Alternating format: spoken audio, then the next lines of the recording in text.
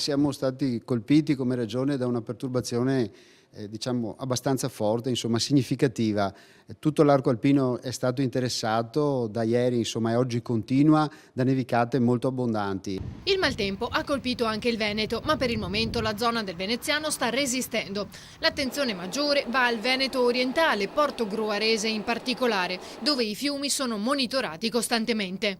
Ci sono diciamo, alcuni comuni, pochi in verità finora del Veneziano, che hanno aperto i centri operativi di coordinamento comunale. In realtà nel Veneziano non registriamo fenomeni particolarmente gravi o intensi fino a questo momento, però possiamo sicuramente dire che quella è un'area, questa del Veneziano, che nelle prossime ore, nei prossimi giorni sarà interessata comunque dalla coda di questa perturbazione che potrebbe arrivare fino alla giornata di domenica. Per cui stiamo monitorando in modo attento proprio la parte diciamo, orientale della regione. A preoccupare è soprattutto l'acqua alta Venezia. Dopo 4 giorni di marea sostenuta, l'attenzione ora va alla serata di venerdì, quando è stato previsto un picco di 140 centimetri poco prima la mezzanotte.